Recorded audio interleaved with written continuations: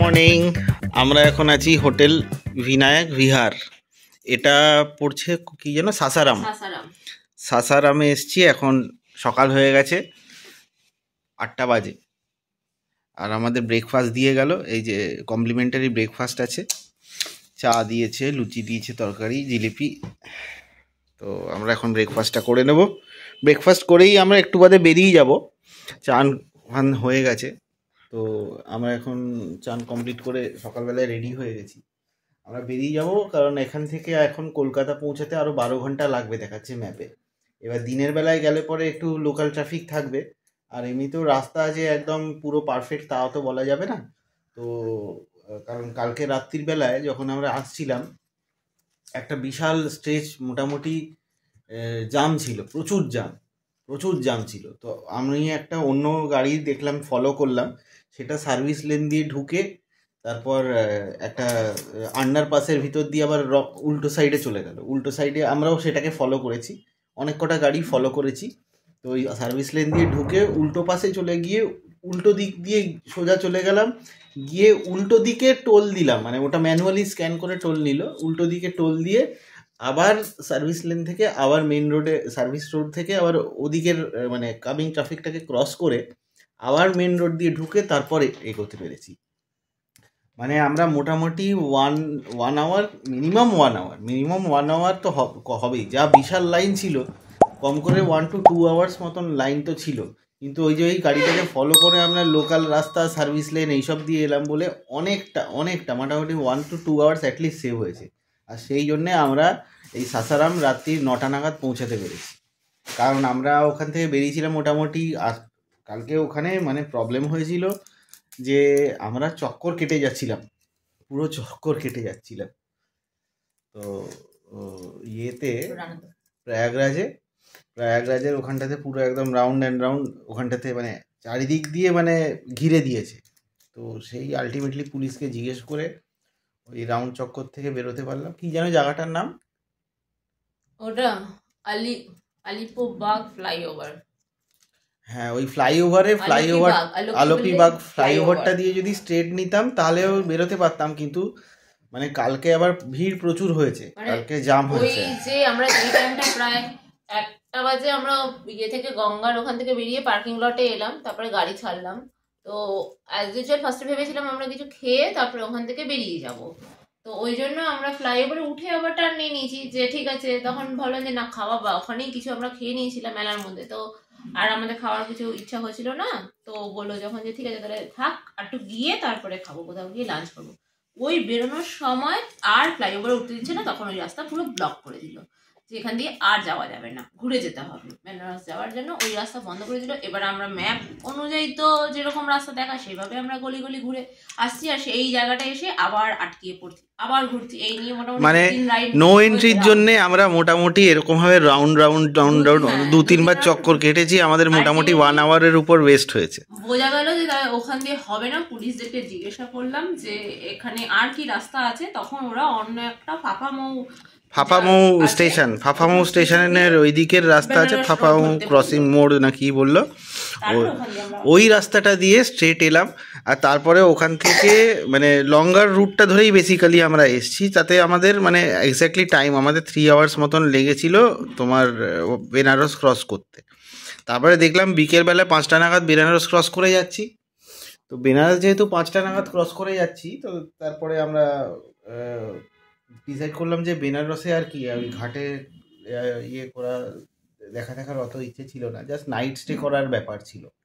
কারণ আমাদের যদি বেনারসে স্টে করি, আমাদের নেক্সট দিন মোটামুটি আরও 3-4 আওয়ার্স আরও এক্সট্রা ট্রাভেল করতে হবে। মানে এখন এখান থেকে কলকাতা 12 কিলোমিটার, ওই 12 ঘন্টা দেখাচ্ছে, ওটা 16 ঘন্টা 17 ঘন্টা হয়ে যাবে। তো আমাদের সেরকম টাইম বেশি লেগে যেত, সেই আমাদের লাভ কিছু হতো না। তো তাই জন্য আমরা দেখলাম যে যতটা এগিয়ে যাওয়া যায়, তারপরে দেখলাম যে কতটা এগোনো যায়।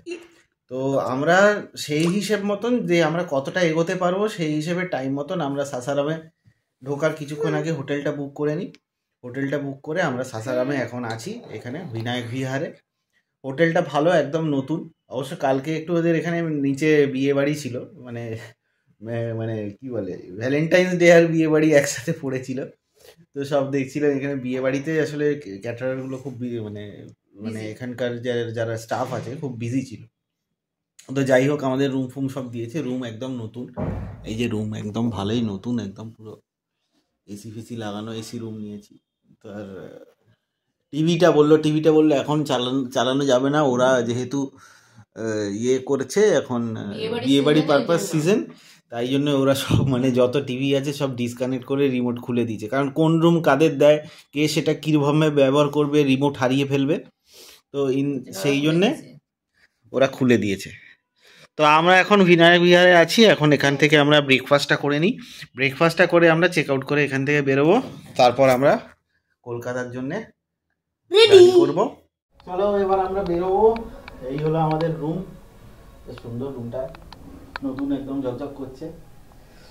তো আমরা চকচক করছে, তার মানে গ্লেজ দিচ্ছে, লাইট এরকম লাইট বাড়িতে লাগাবো। হ্যাঁ ঠিক আছে। যাই হোক, আমরা এবার বেরোই। সকাল 9টা বাজে, এখনো এখান থেকে 12 ঘন্টা বলছে, তার মধ্যে আমাদের আবার লাঞ্চ ব্রেক নিতে হবে। তো মোটামুটি 13-14 ঘন্টা মতন লাগবে, আমরা 10টা-11 নাগাদ হয়তো বাড়ি পৌঁছাবো। তো আমরা এখন এখান থেকে চেক আউট করে বেরিয়ে যাচ্ছি। ডরানা জিনিস হ্যাঁ, অদ্ভুত না? এই হোটেলটায় থেকে এই একটা নতুন জিনিস এক্সপেরিয়েন্স করলাম। এটা পুরো একদম ফাঁকা ফাঁকা না? হ্যাঁ, তিনজনে দাঁড়াও, একটা পায়ে ছবি তুলো। পুরো ওখান থেকে নিচ অবধি দেখা যাচ্ছে। তাহলে তুমি আসো, ভাঙবে না আসো। চলো ছট করে একটা ছবি তোলো। এই তো, আরে দুটো পা দাও দুটো পা দাও তো। দাঁড়াও বেশি বেটটা হয়ে যাবে না, চট করে। হ্যাঁ চলো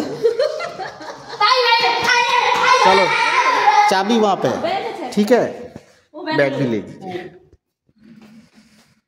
আর কিছু নেই তো? ঠিক আছে চলো। হোটেল ভিনায়ক বিহার সাসারামে আমরা এখানে নাইট স্টে করেছিলাম। আমাদের এখন এখান থেকে চেক আউট করে বেরিয়ে যাচ্ছি।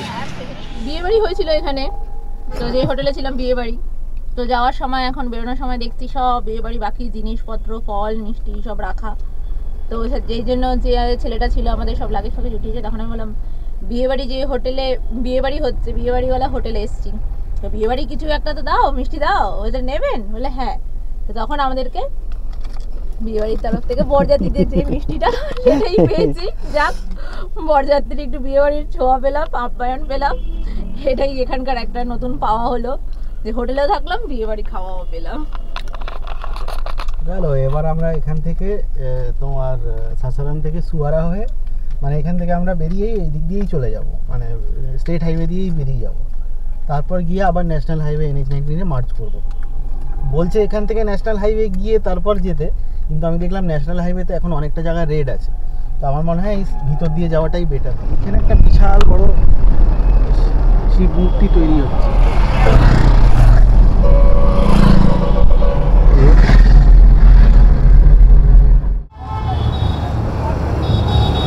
এই যে আমরা লিট্টি নিয়ে যাচ্ছি, আর একটু সবজি দিয়ে দেবে, চোখা, লিট্টি চোখা একটু ট্রাই করব, গাড়িতে বসে খাবো। সাসারাম এসছি, এখন সাসারামে এসে একটু লিট্টি চোখা না ট্রাই করলে হয় নাকি, তো আমরা একটু লিট্টি চোখা ট্রাই করে দেখি। চলো আমরা চিপস কিনে নিলাম, লিট্টি কিনে নিলাম, রাস্তায় খেতে খেতে যাবো স্ন্যাক্সের মতন। আমরা এখন এখান থেকে বেরিয়ে যাচ্ছি সাসারাম থেকে।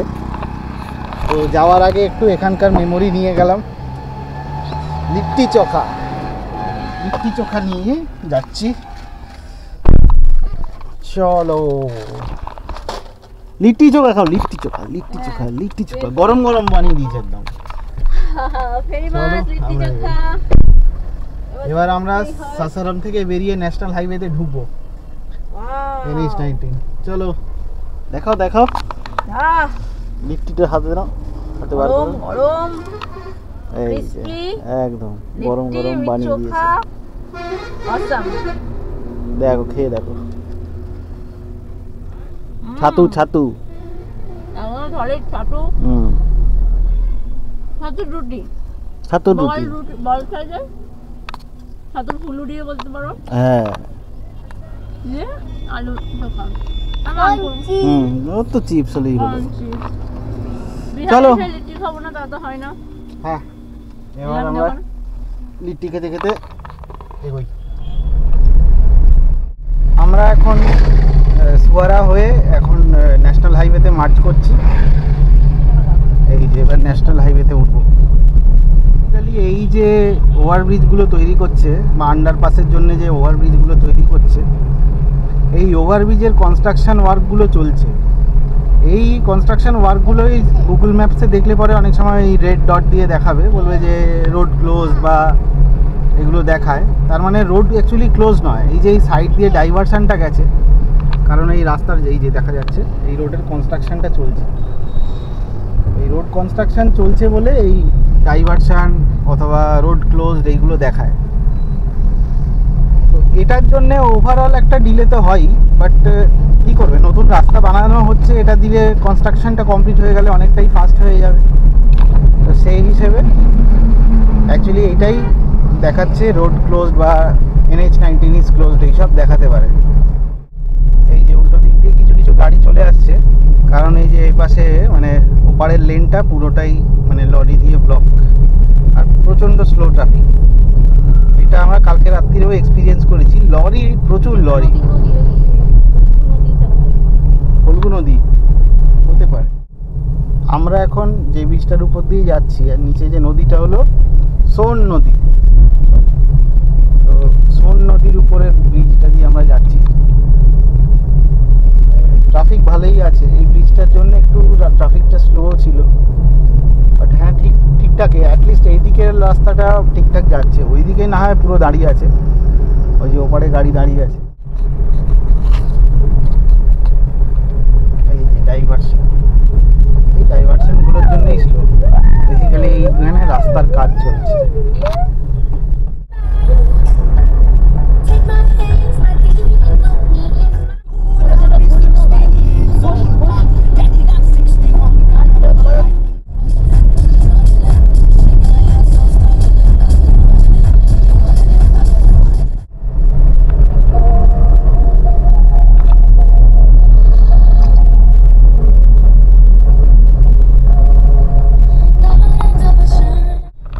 দেখ বাঙ্কু, ভেড়া ভেড়া, ওই যে শিপ। এখন আমরা গয়া ক্রস করছি। प्रथम यज्ञ कुंड दरा पे आई काया गाज है। प्रथम यज्ञ कुंड दरा पे आई काया गाज है पावन संगम की धरती ये प्रयागराज है। ये प्रयागराज है, ये प्रयागराज है, ये प्रयागराज है, ये प्रयागराज है, ये प्रयागराज है, ये प्रयागराज है।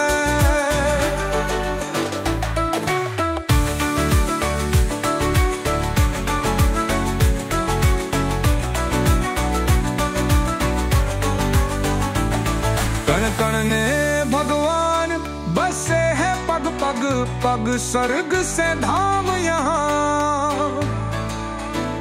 गंगा यमुना सरस्वती चरण पखारे यहाँ। तीर्थराज प्रयागराज है, तीर्थराज प्रयाग है। धर्म का है ये मुकुट, सनातनियों का नाज है पावन संगम की धरती ये प्रयागराज है।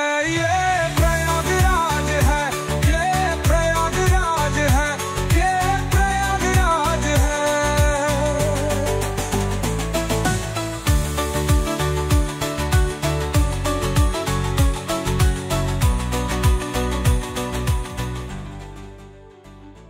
अर्घ এখন আমরা ক্রস করছি, এই জায়গাটার নাম হলো চপারান।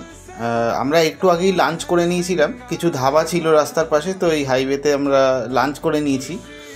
এখন আমরা চপারান ক্রস করছি।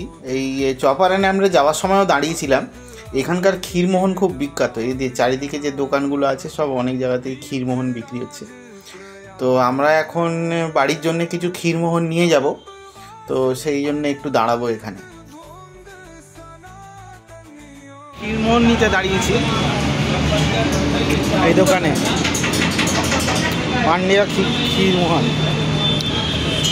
তো এইটা আছে 260 টাকা করে কেজি, ওইটা হলো 300 টাকা কেজি। ওই 300 টাকার কেজি হাফ কেজি নিলাম, সাথে হাফ কেজি রাবড়ি। তো দুটোই বেশ টেস্ট করা হয়ে যাবে।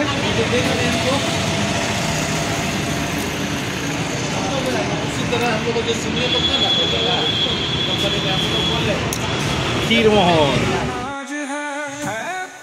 কি সুন্দর, পাহাড় পিছনে রেখে সামনেটা ঝিল মতন।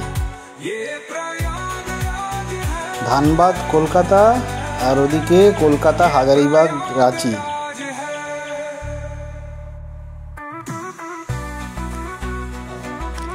রাস্তা কি সুন্দর, সাইডে পাহাড়, মাঝখান দিয়ে চড়া চড়া হাইওয়ে। এখন মাঝে ফাঁকা রাস্তা দেখে না খুব ভাল লাগছে, বেশ ফাঁকা ফাঁকা রাস্তা, লরি কম, সুন্দর যাচ্ছে।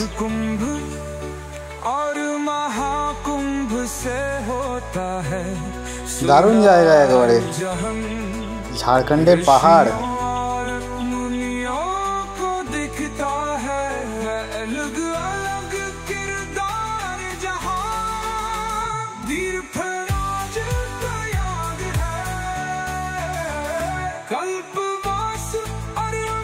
ওই যে বাইকে করে ব্লগিং করতে করতে যাচ্ছে, একটা বাইক থেকে আরেকটা বাইকের ভিডিও রেকর্ড করছে।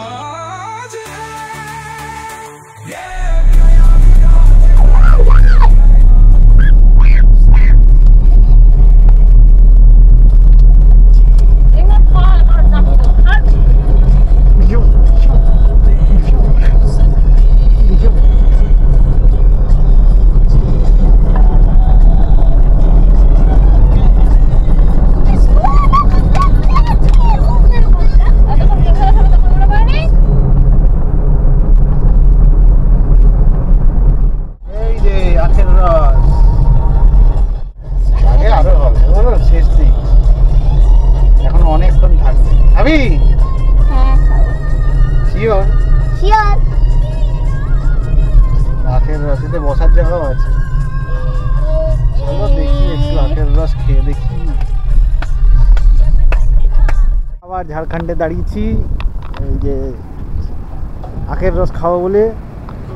তো মন্দারমণি যাওয়ার সময় যেমন একটা জায়গাতে ডাবের জলের মোড় পড়ে, যেটা নাম দিয়েছি আমি ডাবের জলের মোড়, কারণ ওখানে প্রচুর ডাবের জল পাওয়া যায় মন্দারমণি দীঘা যেতে গেলে। তো এখানেও পরপর পরপর আখের রসের দোকান আছে। এখানে আমি এদের নাম দিলাম আখের রস মোড়। তো এই জায়গাটাতে আমি এখন আখের রস খাবো।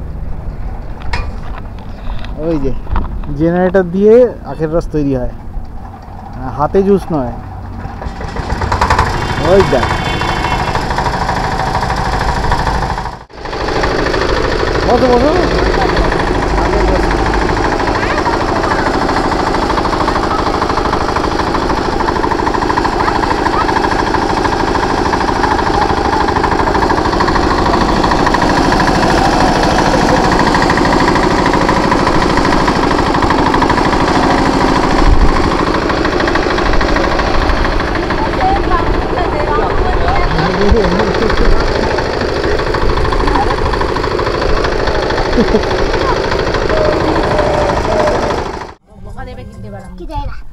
এই যে আমরা ঝাড়খণ্ডের একটা পেট্রোল পাম্পে ঢুকেছি, আর এইখানটায় ভিউটা দারুণ, আর পাহাড় সামনে, সবাই যে ছবি তুলছে। পেট্রোল পাম্পে এসেছিলাম তেল ভরতে, তো জাস্ট একটু স্টপ করলাম এখানে, ভিউটা যায় অসাধারণ। মানে পেট্রোল পাম্পটার পিছনে সুন্দর ধান ক্ষেত, আর তার পিছনে এইরকম পাহাড়, ও জাস্ট লাভলি।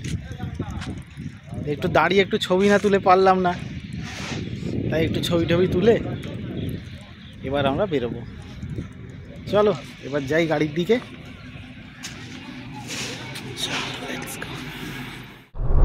ওদের আখের রস খাওয়া হয়ে গেল, গাড়ির পেট্রোল খাওয়া হয়ে গেল। এখন আমরা সোজা আবার কলকাতার দিকে যাচ্ছি।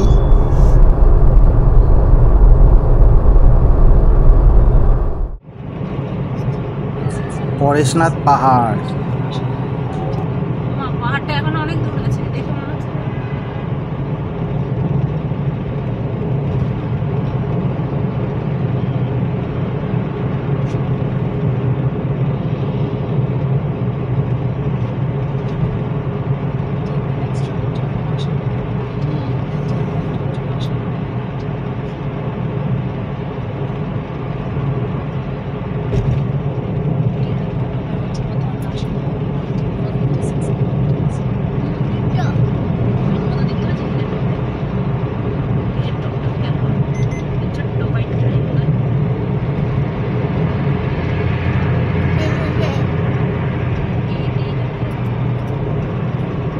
সুন্দর লাগছে। ওটা কি মন্দির আছে? পরেশনাথ পাহাড়, আর এই পাহাড়টা সিঁড়ি আছে, সব আছে।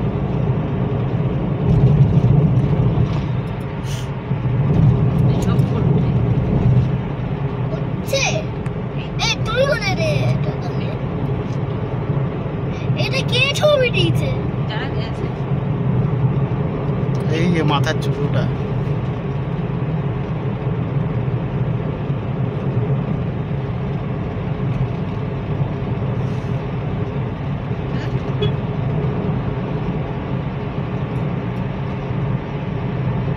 পরেশনাথ পাহাড়।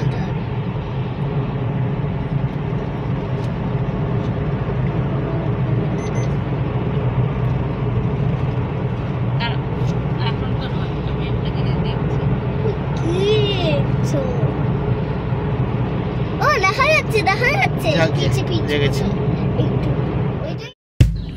আমরা একটু বাদেই এবার ঝাড়খণ্ড থেকে ওয়েস্ট বেঙ্গলে ঢুকবো। তো ঝাড়খণ্ডেই আমি ফুল ট্যাঙ্ক করে নিলাম, কারণ এখানে পেট্রোলের দাম 98 রুপিস, আর ওয়েস্ট বেঙ্গলে ঢুকলেই সেটা 105 হয়ে যাবে। তো একটু যেহেতু চিপ, আমি এখান থেকেই ফুল ট্যাঙ্ক করে নিলাম। এখন আমার বাড়ি অবধি দেখাচ্ছে 240 কিলোমিটার্স মতন। তো আমি এখনই ফুল ট্যাঙ্ক করে নিলাম, কারণ মাঝ রাস্তায় যাতে আর তেল না ভরতে হয়। তো এখানে একটু চিপও আছে, তাই জন্য এখান থেকে একবারে তেলটা ভরে নিলাম।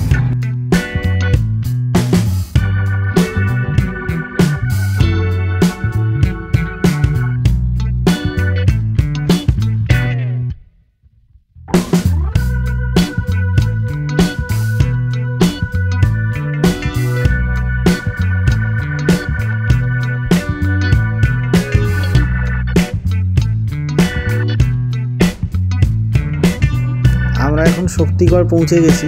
এই যে রাস্তার পাশে প্রচুর মিষ্টির দোকান, ল্যাংচার দোকান। এখন আমরা শক্তিগড় থেকে চলে যাব ডানকুনির দিকে।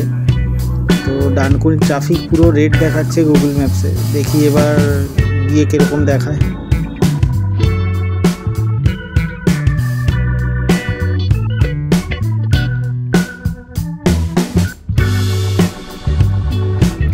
শক্তিগড় থেকে ডানকুনি প্রায় 1.5 ঘন্টা লেগে গেল। প্রচুর জাম রাস্তায়। ডানকুনি টোল প্লাজার আগে প্রচুর জাম ছিল, পরেও জাম দেখাচ্ছে। দেখি 2.25 ঘন্টা লেগে গেল প্রায় ডানকুনি থেকে। এখন আমরা সেকেন্ড হুগলি ব্রিজ ক্রস করছি।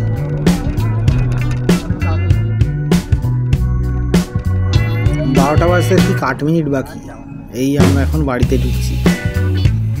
চলো গেটটা খুলি।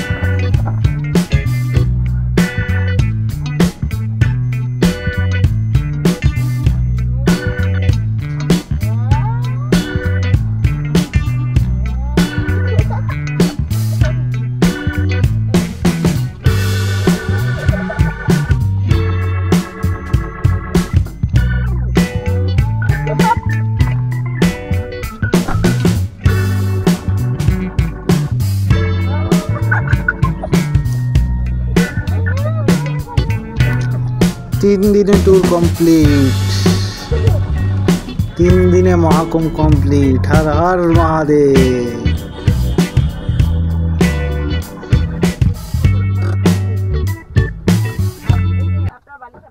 বাড়ি চলে এসেছি। কটা বাজে এখন? আজকে রোববার 12টা 25। রোববার 12:25 মানে আমরা অলরেডি এসছি, মানে ঢুকে গেছি এখানে মোটামুটি 11:15, মানে আমরা শনিবার দিনই ঢুকে গেছি। মানে আমাদের ট্রিপটা যেদিন গেলাম পরের দিন কুম্ভ স্নান করলাম, তারপরে ওখান থেকে বেরিয়ে চলে এলাম আমার সাসারাম থেকে আজকে সকালে বেরিয়ে আজকে রাত্রিরে 12টার মধ্যে বাড়ি চলে এসেছি। মানে মোটামুটি 3 দিনের মধ্যে আমাদের কুম্ভ ট্রিপটা কমপ্লিট হয়ে গেছে। এবার সত্যি 3 দিনের মধ্যে করাটা ইম্পসিবল নয়, বাট নিজের গাড়িতে হলে একটু মানে লং ড্রাইভ তো অনেকটা কিছুটা হেক্টিক পড়ে যায়। আজকে টাইমিংটা দেখাচ্ছিল, আজকে আসলে আরও তাড়াতাড়ি পৌঁছে যেতাম। আমাদের মানে ডেস্টিনেশনের টাইম প্রথমে দেখাচ্ছিল 9:30, এবার তারপরে 9:30 থেকে ওটা 11:15 হয়ে গেল, কারণ প্রচুর লরি রাস্তায়। আর মানে কি বলবো, ডানকুনির ওই রাস্তাটা সত্যি এখনও মানে একটা বিভীষিকা। আর কবে যে ওটা কোনো, আমার মনে হয় না এই জীবনে ওটাকে কখনো বা কোনো অল্টারনেটিভ প্রাইভেট ভেহিকেলের কোনো অল্টারনেটিভ রাস্তা আমি দেখবো। মানে এত লরি আর সেই লরির মধ্যে আটকে গেছিলাম পুরো। তো সেই জন্যে দেরি হয়ে গেল। যাই হোক, আমরা চলে এসেছি, মানে তাড়াতাড়ি চলে এসেছি, মানে 3 দিনের মধ্যেই চলে এসেছি। কারণ মেলা আমাদের অত ঘোরার ইন্টারেস্ট ছিল না, এত ভিড়, প্রচুর ভিড়। মানে আমরা যেদিন চলে আসছি সেদিন তো আরও ভিড়, মানে প্রচুর লোক আসছে।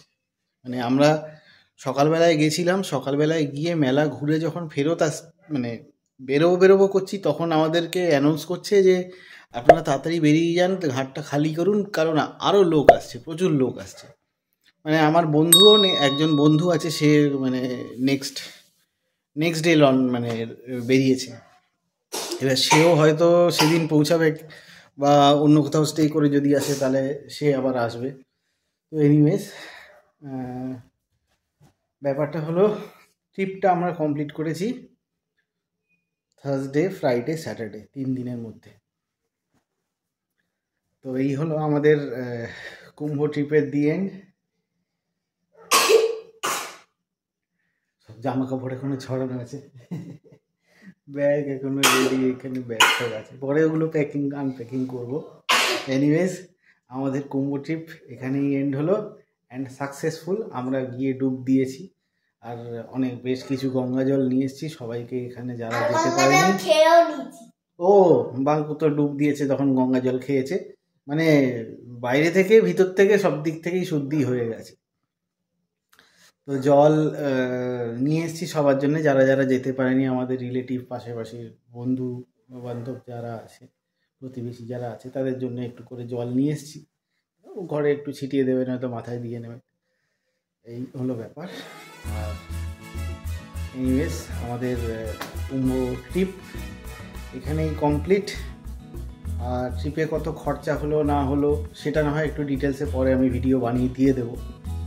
সেরকম বিশাল কিছু খরচা পড়েনি, বাট কারণ আমরা অত স্টেও করিনি, বাট ঠিক আছে, যাই হোক। মোরওভার আমি একটা টোটাল ক্যালকুলেশন করে হিসাবটা দিয়ে দেবো, সেটা আমি পরে শেয়ার করব।